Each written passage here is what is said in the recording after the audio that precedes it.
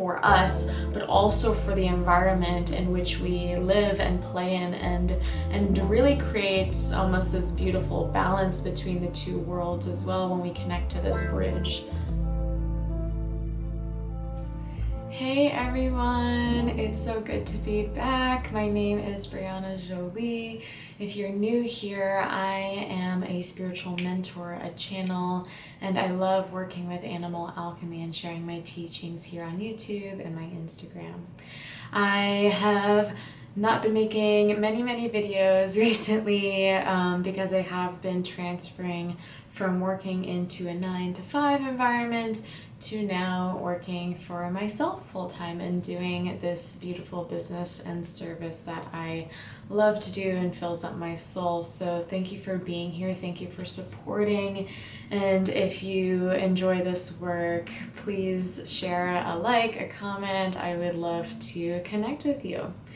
So today we're going to be talking about animal medicine, animal alchemy, which is really truly the core purpose, the core mission of my work is to create this bridge between the divine and earth, and that bridge including us as humans, but also us as wild creatures and beings, and so deeply connected to animals, which of course many of us have been kind of pulled away from our animal ancestors and our wild primal instincts, that core intuition that really connects us so deeply to our soul and creates living on this earthly plane just so more peaceful and easeful when we connect to our wild selves and the wild that we live among as well.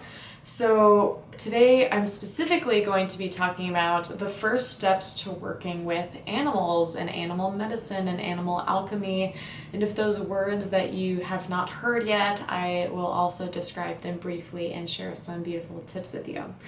The reason why I wanted to share this video is also an introduction to a new course that I am creating called Animal Ancestors, and it is a deep dive into our lineage with animals, our soul animals, animal spirits, animals as guides, animals as power animals. And this is all rooted in some traditions that I have pulled from my own ancestors who are from northern Germany and Scandinavia, and really truly worked very closely with animal spirits as part of their practice in shamanism, as well as some shamanistic practice that I pull from my personal life and my past life. My work with animals goes very deep, not only in my past lives, but in my lineage. And many of you might feel a similar way because many of our ancestors have worked with animals in a very intimate, deep way. So if you enjoy this video, you'll definitely love this course coming up. And if you want to know when, you can sign up for my newsletter below. Keep in touch with me on Instagram because I'm going to be posting all the details about that very soon. So let's dive into this video. First, like I mentioned, I wanted to describe this word animal medicine, animal alchemy. Alchemy being kind of the switch and change of energy that us as beings have the ability to co-create, to manipulate, to change, and animals being a part of that experience of changing the energetic dynamics, of making energy mutable and more sustainable for us, or more powerful for us as humans. So using animal and animal alchemy in medicine can look like calling in certain power animals to hold space, to create strength, to create security, to create more fire energy within our bodies, or if we choose to rest, more slow-moving energies in our body as well. That can be done by working with many different animal spirits in your realm. Animal medicine is the absorbing of that energy, is using that energy for the greater good of yourself, your wild self, coming back into that wild primal state, and also sharing that type of medicine with the community around you. And being a part of the animal world as well not only creates medicine, spiritual, energetic medicine for us, but also for the environment in which we live and play in, and really creates almost this beautiful balance between the two worlds as well when we connect to this bridge. So how do we begin tapping into this medicine? How do we begin working with animals and animal spirits? Because I'm sure that's what we're all here for, right? So one, the first ways in which I have experienced animal medicine and I tapped into animal medicine was through my childhood. So my first suggestion or tip for you is retracing your steps back into your childhood memories and pulling through your channel. We all, as these human bodies, hold a channel within us, and that could be simply closing your eyes, going into a meditative state, deep breathing, and pulling through with the intention in your mind's eye back to a time of you as a child and your first connections to animals. Were you a child that held on to a specific stuffed animal that was really important to you? I know I have. Were you the type of child that was so fascinated by the animal kingdom and learned and played and watched animals in their natural habitat? So connecting to these childhood memories brings us back to a very playful and primal state. Our childhood holds probably our most recent, most wild version of ourselves, because a lot of the societal programming is the taming that we're trying to undo when we try to tap into that wild state. So my first step is to go into your childhood memories and pull up those memories of you connecting with the animal kingdom for the first time. Was it through a movie? Was it through, as I mentioned, kind of objects in your realm that you played with that helped you kind of bring yourself into that animal world? Did you act out as a creature of an animal as a child as well? That is a beautiful thread to pull us back into our wild selves and that first instinct, that first connection with the animal kingdom, that connectedness to begin creating this beautiful bridge to the animal realm and our animal spirits and guides. Number two is connecting with your current environment in which you live in. So, for example, I grew up in northern upstate, I guess you would call it, New York.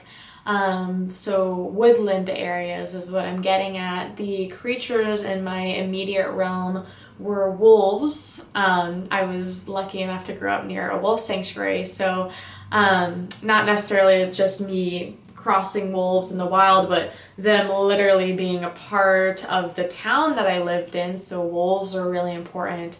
Deer were very abundant. Squirrels, hawks, a lot of rabbits, a lot of those woodland creatures. Coming into your current environment, say you moved from the place of your hometown. Now I currently live in Florida, so that environment has changed a lot.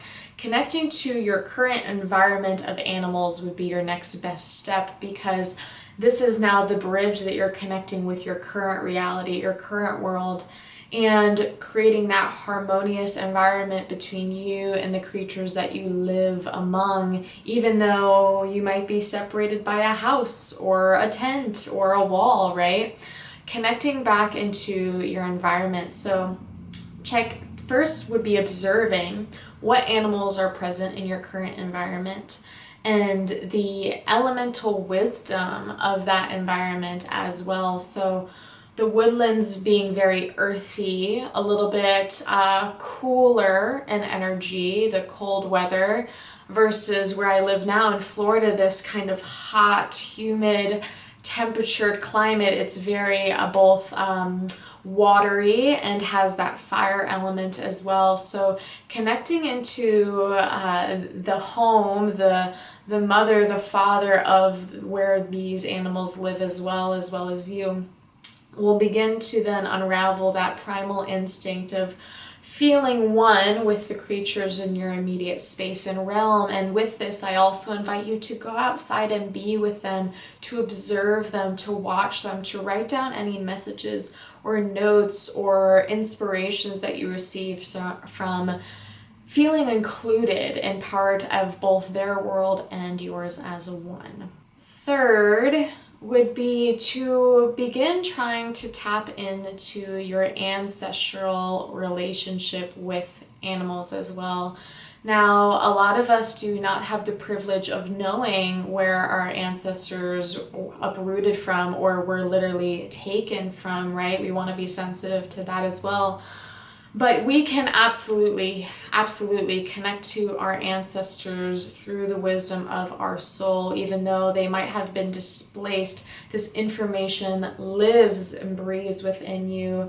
So if you have the space to connect with them in this way, that is the best way to do it. But also, if you feel called, you can get an ancestry test, and or if you have the ability to ask your loved ones and your living ancestors now and bloodline now where they came from and what animals were present in those environments. So, for example, for me, I have a lot of ancestral roots in Germany and Scandinavia and Scotland as well. And those animals are actually very connected to the woodland animals that I experienced growing up in New York, but also were included reindeer being super important to the ancient tribes of my ancestry. Another one being the wolf as a key symbol of bears as well, being very prominent in the ancient wisdom of my homeland. So connecting back to our homeland as well will bring up a very, very crucial and ancient wise key for you, because these animals are literally encoded in your DNA, encoded in your bloodline. These animals that are attached to our ancestral roots typically are the ones that carry with us throughout lifetime. So these animals will most likely be part of your spirit guidance team, part of your spirit animal lineage, part of possibly power animals that help you fuel that fire, that inner leader, that inner guide within you that exists now, and begins to uncover that, which is really, really exciting. So to recap, to begin working with animals, first connecting to the inner child version of you and what lit them up about being connected to animals in the natural world. 2 is to connect with your current environment and tap into that connection with the natural world right in front of you as it is now, and the wisdom that you can receive from them and the way that they roam about your current landscape. And 3 would be tapping into the ancestral roots of your own animal ancestors and animal lineage. I mean, the bloodline goes so deep, because way back then, animals relied on us when we grew as humans so much, and we relied on them so much. So that also first beginning of that very wild, intertangled relationship, very balanced relationship. Now we've kind of come to a place in our society where this hierarchy is very unbalanced. It's very much so us dictating animals and not allowing them to be free and wild, sovereign creatures as they are, and this intersharing of wisdom which should be present, and which was what we're here to anchor, and why you're receiving this medicine now in this video. And if you feel called into the course that's coming out, it's so important. So I hope that feels good as a starting point to beginning to tap into the many ways in which we can connect with animals. There will be so much more coming out into this course, and a lot of wisdom and information I'll be sharing on my Instagram page, so if you would like to keep up and follow along with that, a reminder that all those links are in the bio, and I am so looking forward to seeing you guys all really soon. More videos to be pumping out and being created now that I have more space and time, so I'm really excited about that as well. Looking forward to seeing you guys all really soon, and thank you so much for watching.